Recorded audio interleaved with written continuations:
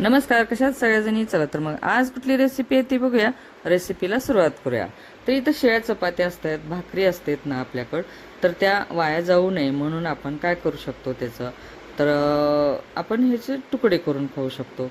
तर तेच तर करणार आहे मी आज. तुकडे करायचे आहेत. माझ्याकडं शिल्लक चपात्या पण होत्या आणि भाकरी पण खूप छान लागतात, हां, टेस्टी लागतात. तर चला आता आपल्याला ते तुकडे करून घेतलेले आहेत चपातीची, भाकरीची.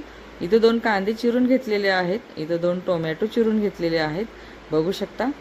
तर आता गॅसकडे जायचं आहे, गॅस चालू करायचा आहे. गॅसवरती आपल्याला कढई ठेवायची आहे. तर कढईमध्ये तेल ओतून घेऊया, कारण कढई तापल्यानंतर तेल ओतून घ्यायचे. आणि तेल आपलं तापलं की जिरे मोहरी टाकून घेऊया. जिरे मोहरी तडतडली की मग आपल्याला त्यामध्ये कढीपत्ता टाकायचा आहे. मस्त आपल्याला फोडणी द्यायची आहे. कांदा टाकायचा, परतून घ्यायचा, कारण इथं मस्त चटपटीत तुकडे होणार आहेत. बघू शकता. आलं आणि लसूण कुटलेलं होतं ना, तर ते टाकून घ्यायचं. तर अशा पद्धतीनं तुम्ही शेळ्या चपातीचे, भाकरीचे तुकडे करून घ्या, तुम्हाला खूप छान लागतील. आणि जे कच्चं शेंगदाण्याचं कूट आपल्याला घालायचं आहे, इथं भाजलेले शेंगदाण्याचं नाही घालायचं. जे कच्चे शेंगदाणे आहेत ना, हे असे आबडधोबड वाटून घ्यायचे आणि तेच आपल्याला तुकड्याला घालायचं आहे.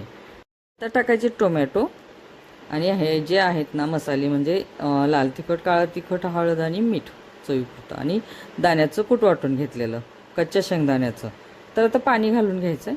पाण्याला उकळी आली की त्यामध्ये आपल्याला हे जे मोडून ठेवलेले शेळ्या चपात्याची तुकडे होते ना, तर ते आता त्या आदनामध्ये टाकायचे आहेत. ह्याला आदन आलं, उकळी आली की मग त्यामध्ये तुकडे टाकून घ्यायचे. हे बघा अशा पद्धतीने. तर मस्त आता त्याला मिक्स करून घेऊया. झाले आपले तुकडे. आता वरतून कोथिंबीर टाकायची, सगळं मिक्स करून घ्यायचं. थोडेसे पातळच ठेवायचे, कारण खूप छान लागतात पातळच. तर घट्ट नाही करता येणार, घट्ट केलं की गिळत नाही. तर मग हे अशा पद्धतीनं केलं ना खूप छान लागतं ना. सकाळचा नाश्ता म्हणायला गेलं तर चालतं. तर ह्या मडक्यामध्ये दही आहे, तर त्याचं मी ताक घुसळून घेते. तर रवीनं ताक घुसळून घेतलेलं आहे. आता थोडंसं तिखट आणि मीठ एकत्र करून मी त्यामध्ये मिक्स करून ते तिखट मीठ ग्लासला लावून घेणार आहे. पालता घालायचा आणि ताक ह्या ग्लासमध्ये ताक ओतून घ्यायचं. ह्या अशा पद्धतीनं मी ताक बनवलेलं आहे. तुकडे, ताक, आणि आता कैऱ्याचं सीझन आहे, आंब्याचं सीझन आहे ना, तर हिरवा आंबा खूप छान लागतो. त्यामध्ये तिखट मीठ वरतून टाकायचं, आंब्याच्या फोडी करायच्या, आणि ताक, आंब्याच्या फोडी आणि तुकडे. तर चला, छान झालेले आहेत. आवडलं असेल तर नक्की कमेंट करा, शेअर करा, सबस्क्राईब करा.